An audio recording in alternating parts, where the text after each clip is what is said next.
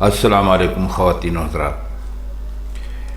اس وقت جو دیوان غالب کی اگلی 2 غزلیں ہمارے پیش نظر ہیں، یعنی ہمارے سامنے ہیں، وہ 2 شعروں پر مشتمل ہیں، یعنی ان میں سے ہر ایک کے 2 شعر اس میں درج کیے گئے ہیں۔ ہمارے لیے اب مشکل یہ ہے کہ اگر ہم ان میں سے ایک غزل لیتے ہیں جس میں 2 شعر ہیں تو یہ ویڈیو انتہائی چھوٹی بنے گی اور شاید آپ کی تسلی نہ ہو سکے، تو ہم ویڈیو کی جو لمبائی ہوتی ہے وہ 10، 12، 13 منٹ تک تو رکھتے ہی ہیں۔ تو ہم نے سوچا یہ ہے کہ ہم ان دونوں غزلوں کی آج آپ کی خدمت میں ان کے مشکل الفاظ کی معنی اور ان کی تشریح بھی آج پیش کر دیں۔ چھوٹی چھوٹی غزلیں ہیں، 2 اشعار آپ کو بتایا، تو ہم شروع کرتے ہیں۔ اس غزل کا جو ہمارے پاس ہے اس میں 2 شعر ہیں۔ تو پہلا شعر ہے: سیماب پشت گرمی آئینہ دہ ہے ہم، حیراں کیے ہوئے ہیں دل بے قرار کے، حیراں کیے ہوئے ہیں دل بے قرار کے۔ پشت گرمی سے ان کی مراد یہاں پر ہے امداد یا اعانت یا پشت بانی یا ساتھ دینا، آپ ان میں سے کچھ بھی کر لیتے ہیں۔ شعر کی کم از کم مطلب یہ، ورنہ تو پشت کہتے ہیں پیٹھ کو، پیچھے کو، اور گرمی تو آپ جانتے ہیں کہ کیا ہوتا ہے۔ اب اس شعر کا میں وہ کہنا کیا چاہتے ہیں؟ وہ کہہ یہ رہے ہیں کہ پارا جو ہوتا ہے اس کو اگر شیشے پر چڑھا دیا جائے تو آئینہ بن جاتا ہے۔ غالباً آئینہ بنانے کا یہ طریقہ ہوگا، ہم چونکہ ایسے تکنیکی یا ٹیکنیکل آدمی تو ہے نہیں کہ ہمیں یہ پتہ ہو، تو انہوں نے یہ لکھا ہے کہ اگر پارے کو شیشے پر چڑھا دیں تو وہ آئینہ بن جاتا ہے، یعنی پارا آئینے کے لیے ایک پشت بانی کا کام کرتا ہے، یعنی اس کی مدد کا کام کرتا ہے۔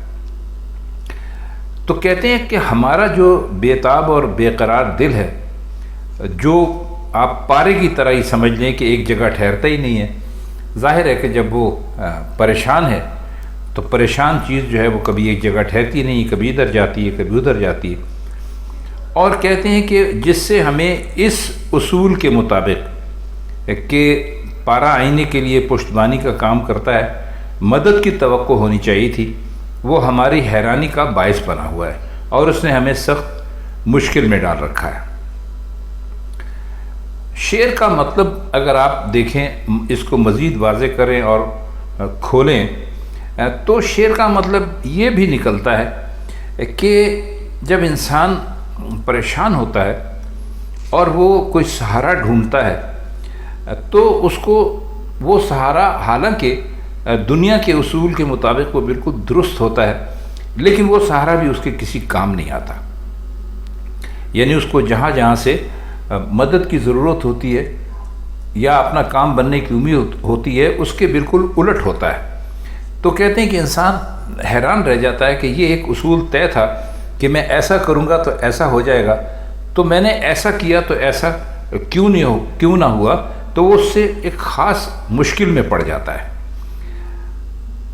ہم نے آپ کو پہلے بھی بتایا ہے کہ یہ جو شعراء ہوتے ہیں یہ اس قسم کے الفاظ اور اس قسم کے رمز اور اشارے اور کنائے یہ سارے استعمال کرتے ہیں، تو ان کا مقصد اصل میں معاشرے میں جو کچھ ہو رہا ہوتا ہے اس کو اپنے لفظوں میں بیان کرنا ہوتا ہے۔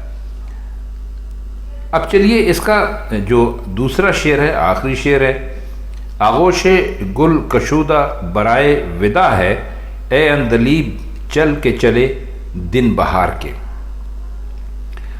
آغوش گل کشودہ کا مطلب ہے وہ پھول جو کھلا ہوا ہو، یعنی اس کی آغوش کھلی ہوئی ہو۔ آغوش ہم نے آپ کو بتا دیا تھا کہ کسی کے لیے اپنے دونوں بازو کھول لینا اور اس میں اس کو لے لینا، تو اس کو آغوش کہتے ہیں۔ اور جو کشودہ انہوں نے کہا ہے اس کا مطلب ہے کہ کھلا ہوا، اور گل کہتے ہیں پھول کو، یہ تو آپ جانتے ہیں۔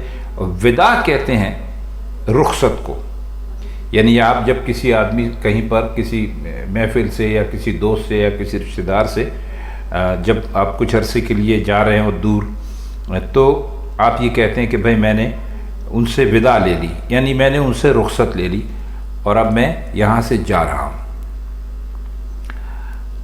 اندلیب کہتے ہیں بلبل کو. آپ نے کئی مرتبہ یہ لفظ سنا بھی ہوگا، بلبل کو اندلیب کہتے ہیں.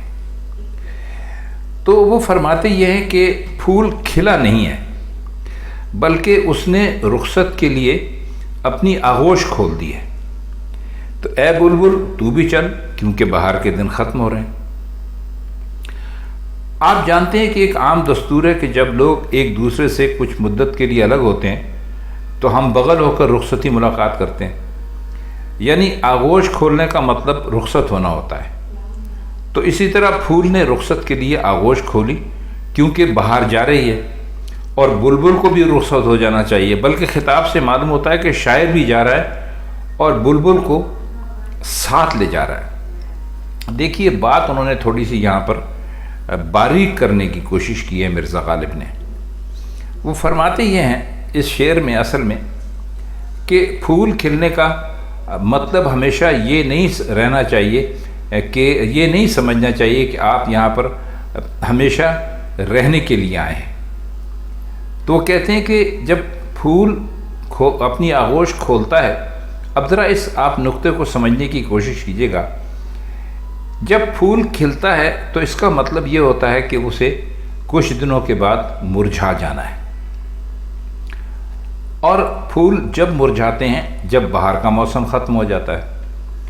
تو فرماتے وہ یہ ہیں کہ اگر کوئی پھول کھل گیا، اس نے اپنی آغوش وا کر دی، اپنی آغوش کھول دی، تو یہ سمجھیں کہ یہ آپ کو اس نے الوداع کہنے کے لیے کہا، ایسا کیا ہے. تو وہ بلبل سے کہہ رہے ہیں کہ بھائی پھول کھلنے کا مطلب یہ ہے کہ پھول کے ختم ہونے کے دن بھی آ رہے ہیں، تو اب یہاں سے آپ چل دیں، کیونکہ بہار کے دن اب ختم ہو جائیں گے. ظاہر ہے کہ جب تک پھول نہیں کھلا ہوتا، کلی کی شکل میں ہوتا ہے، تو بہار کا موسم ہوتا ہے، تو اس وقت تک تو بہار کی آمد کی سب لوگ بات کرتے ہیں. لیکن پھول کھلنے کا مطلب یہ ہوتا ہے کہ پھول کے ختم ہونے کے دن بھی بہت قریب آ گئے ہیں. اچھا، اب اس کی جو دوسری غزل ہے اب ہم وہ لے لیتے ہیں. ہے وصل ہجر عالم تمکین و ضبط میں، معشوق شوق و عاشق دیوانہ چاہیے. وصل کا مطلب ہوتا ہے ملاقات کرنا، محبوب سے مل جانا. ہجر کہتے ہیں جدائی کو، عالم کہتے ہیں دنیا کو، اور تمکین کا مطلب ہوتا ہے بہت ہی عزت اور وقار سے بیٹھنا، کوئی ایسی حرکت نہ کرنا جس کا رنگ جذباتی ہو، کیونکہ جذباتی حرکتیں عموماً انسان کو اپنا مقام بھول جانے پر آمادہ کرتی ہیں. عاشق دیوانہ بہت صاف ہے. کیا مطلب ہے؟ ضبط کا مطلب ہوتا ہے برداشت کرنا. معشوق آپ جانتے ہیں کسے کہتے ہیں، اس کی ضرورت نہیں معنی کرنے کی. تو فرماتے وہ یہ ہیں کہ فرض کر لیجئے کہ ایک محفل ہے اور اس میں محبوب اور محبوبہ دونوں موجود ہیں، یعنی عاشق بھی ہے اور معشوق بھی ہے. اگر محبوب وصل کی حالت میں تنہائی میں بہت ہی انگریزی میں کہہ لیجئے کہ ریزرو بنا اور وقار اور تمکنت سے بیٹھا رہے، اور عاشق بھی ضبط اور صبر سے کام لے، تو اس کو وصل نہیں ہجر سمجھنا چاہیے.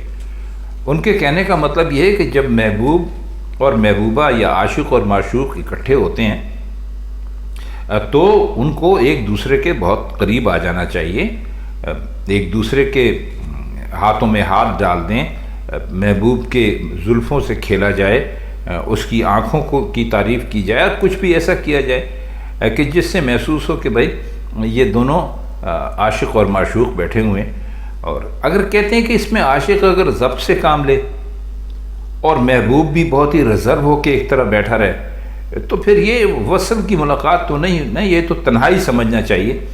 تو وصل کا تو کہتے ہیں کہ تقاضا یہ ہے کہ محبوب کی طرف سے شوخیاں ہو رہی ہوں اور عاشق ان شوخیوں کی وجہ سے یعنی محبوب کے اداؤں کا دیوانہ ہو گیا ہو.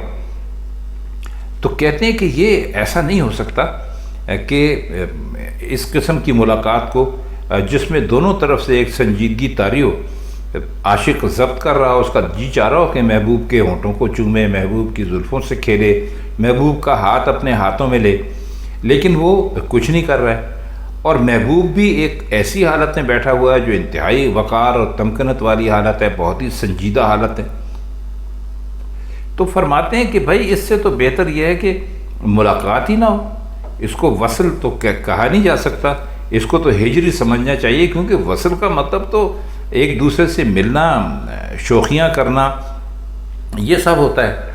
لیکن جب دونوں طرف سے ایک سنجیدگی ہے کہ عاشق جو ہے ضبط کیے ہوئے بیٹھا ہے اور محبوب اپنا وقار اور تمکنت میں ڈوبا بیٹھا ہے، تو وہ کہتے ہیں کہ یہ ملاقات تو نہ ہوئی نا، تو اس سے تو بہتر تنہائی ہے، اس کو ہجری سمجھنا چاہیے، یعنی محبوب قریب موجود ہے، اس کے باوجود دونوں ایک طرح سے یوں ہیں جیسے تنہائی کی حالت میں بیٹھے ہوں۔